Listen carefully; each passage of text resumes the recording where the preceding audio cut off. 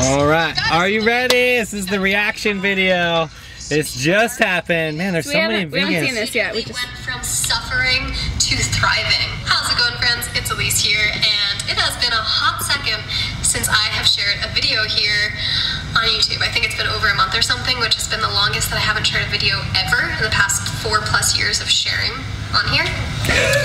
Today, I am going to share with you why I am no longer following a vegan diet. And before diving into the nitty-gritty, the story, I want to just debunk a couple of things real quick. There have been comments and messages floating around the interweb that I am a liar, that I'm lying to myself, that I'm lying to you. We want the truth. And I just want to clear that up because I literally have not said ever that I am vegan at a point that I was not vegan. So if anyone who's calling me a liar is referring to me taking time to process this new change in my diet and lifestyle, that's fine. You're entitled to your own perception, but that's not my personal understanding of what it means to lie. So I just wanted to clear that up. And then I also wanted to clear up the thought or the perception that I am about to ruin or have been ruining my business or this community because veganism is the foundation, like the pillar, the center stone of raw alignment. And that's not true.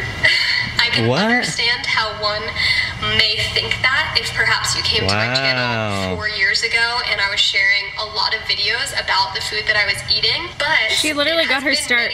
Her name is Raw Alignment. She got started by being a raw vegan. I started following her when she was doing the Listen to the justification. We're gonna get some layers. Here we go. Expanding as a human being and trying new things. I'll dive more into all of that later. So I posted on Instagram probably about a month ago on Instagram stories, and then I also posted on the YouTube community tab.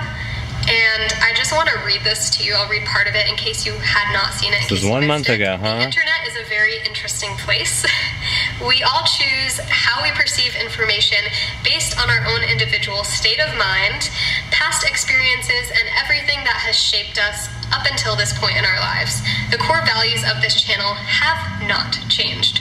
Love, health, and growth. I am and always will be open with you about the evolution of my inner and outer world.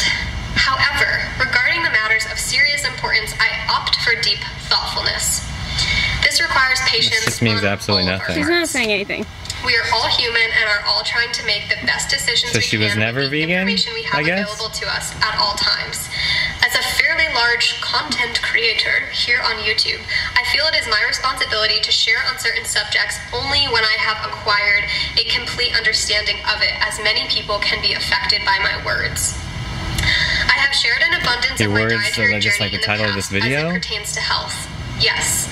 Though, as I have openly shared my health struggles with you during the past year, many have criticized my past, present, and allegedly future dietary choices and decisions. You're either vegan or you're not. And I respect that people will always have their own opinions, although it does not sway my healing journey in the slightest. She's like really long for an Instagram post. She's making some money on YouTube. Cha-ching, cha-ching, cha-ching. Struggling with health issues is an extremely humbling experience. And I wish to have no judgment on the way others choose to regain their health. So this post that I shared was essentially essentially not saying anything. Not saying anything, just like the video, just circling, just so you can make more money, just so you can be not vegan. Over the years, as Raw Alignment has grown, there have been a lot of people who have said you need to be more responsible with what you share and when you share. You can't just share as you're going through life. You have to like wait until you have it all figured out, essentially, to share, because what you share along the way could really sway someone and negatively impact their life. And it's she's saying all this so that she can justify her not telling people the fact that she's been doing this for a long time.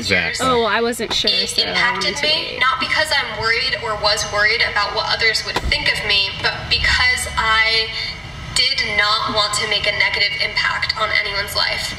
Because you're lying to people. You're lying. Taking a bit more time You've been lying. Process and go through things and then share later on.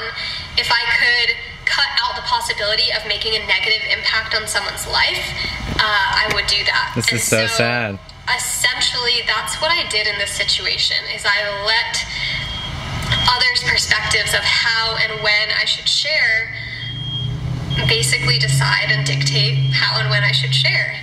But I've got to be honest, like over the past couple of months and past couple of weeks, it has just felt more and more inauthentic. And exactly, here we go. Here we go. We're getting somewhere. In the moment, as I'm going through something, get to it. As I'm navigating something and experiencing it and learning from it. That's what this has always been, and that's what feels really natural and real and like vulnerable and human-like to me. Yes, I use discernment. Yes, I am thoughtful in what I share. Yes, I try to be as responsible as possible. Come on, you can do it. You can do it. Come on. Any day now. Come on, baby. Come on. I wouldn't have shared so many of the life experiences that I have shared over the past few years. So raw alignment. We want to be healthy. Want to save animals. In the fact that, like, yeah, the internet is a very interesting place. It's not about the internet, girl. Has nothing to do with the internet. Has nothing to do with the internet. There were a few months, maybe like the past 6 months or so, that I really let others' perspective or preference on how I should share. Has nothing to do with that. Oh my god. No, we can't do it. We have to, because you don't know if she's gonna say it right now, and you're gonna fast forward it and blah blah blah. It sucks because she's just milking YouTube. Of course she's not vegan. Of course she's an ex-vegan and has been an ex-vegan for a long time. I don't want to wait. I want to share as I go through things as I have. So you can expect that to continue. All right, let's get down to the nitty-gritty. Here we go. Most of you know. Come on, baby. We're back. We're back. Sorry about that. SD card error. Reaction. Hopefully she can get to the chase. Couple of years were migraine headaches, chronic sinus congestion. Migraine headaches. I like could not breathe out of my nose at all. Brain fog, memory loss. Brain fog. And some memory loss. Extreme appetite loss. Inability to articulate myself and communicate properly. That's not a real like symptom. The bulk of my symptoms, and they were really impacting my daily life significantly. So most of these things, as I said, were related to my external environment. But what I realized as time went on, as I was trying to figure out like what the fuck is wrong with me, I started to realize that my internal environment, the food that I consumed, could kind of turn on or turn off the intensity of these symptoms. So I found that really interesting and basically just went down the rabbit hole of like, how the heck do I heal myself? How do I get rid of these symptoms? Fruits and vegetables, herbs, nature, I still am in fresh air. The concept of changing my external environment and my internal environment in order to enhance my health. And that concept, that kind of like process is something called biohacking that I've just been like so here we go. So now she's keto. She's a keto biohacker. I moved away from Hawaii because that was the environment of my home. I lived on the rainy side of the island, so basically oh my god, this is gold. Gold right now. Had mold in them. I just want to point out that like the same thing, she's basically saying the same thing as Ravana, which is that she's super stressed out. She's not making her health a priority because she's running her business. Never made her health a priority. And then she's having all these health problems, and she's saying like, you know, I changed my external environment, my internal which environment. Are not real health problems. Like, I'm sorry, it's just I've experienced real health where your life is in danger. Okay, but say she is experiencing all of these symptoms. Okay, but the thing is, you have to. There is always a non-violent solution.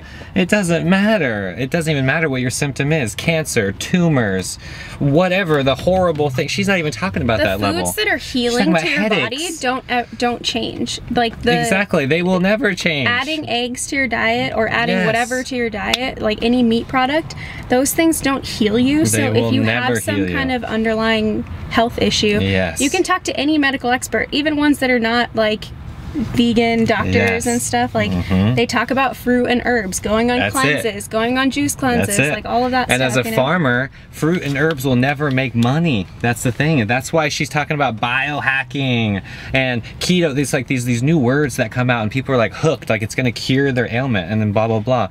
She should know better. This is sad, and the saddest part is she's been doing it for months. She's being influenced by the fact we that all have influence. The tide has now swayed on what's popular in the we're done. Food and nutrition. We're done watching the video. We're not gonna get We're not gonna feed it into anymore. We know she's been ex-vegan for months. We know she's been on a retreat, posting on Pinterest. All this stuff is true. And it just takes some time for it to like catch up, you know, to catch up with us, you know, normal people.